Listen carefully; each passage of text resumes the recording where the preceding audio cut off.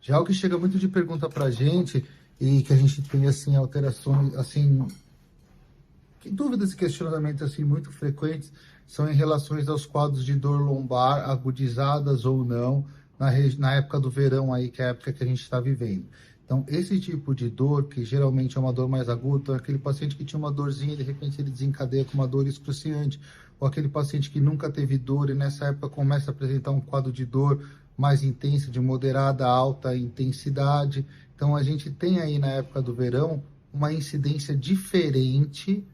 de causas de dor lombar, de dor torácica ou de dor cervical, ou seja, de dores relacionadas à coluna. E na grande maioria dos casos, elas vão estar relacionadas à prática de atividades esportivas específicas dessa época do ano. Então, nessa época do ano, no verão brasileiro, no verão no hemisfério sul, em que o pessoal está de férias, você tem as férias escolares, então os pais estão de férias, então você tem aquele perfil de paciente que às vezes não pratica atividade física de uma maneira regular, não está dentro do peso adequado, aí está nessa época de descanso, está nessa época de relaxamento, aí vai fazer uma atividade física que é desproporcional ao condicionamento físico que ele tem, ou vai fazer uma atividade física que ele não está habituado a fazer, por exemplo, eu vou jogar futevôlei, tá, mas quantas vezes eu nunca joguei? E aí, doutor, aí, pô, fui chutar uma bola e fiz um estiramento da musculatura paravertebral da coluna, é um caso. A gente tem lesões próprias de esportes aquáticos, como esqui, banana boat, jet ski,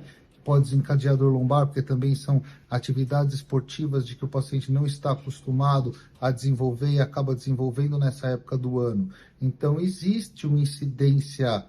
alta de dor lombar nessa época do ano, de verão e de férias. Existe uma diferença em relação a outras épocas do ano, porque a gente tem muitas lesões relacionadas ao esporte e a esportes específicos praticados nessa época do ano aí de alto verão e de alto calor, e na grande maioria das vezes eles vão estar relacionados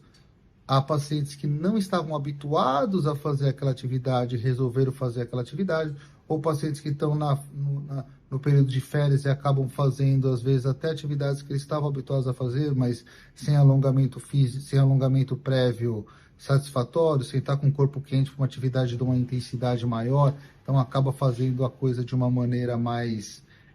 atabalhoada, por assim dizer, pelo período, pela época do ano, e às vezes acaba apresentando lesões agudas e lesões aí de uma gravidade maior. Então tem que ficar a dica para tomar cuidado,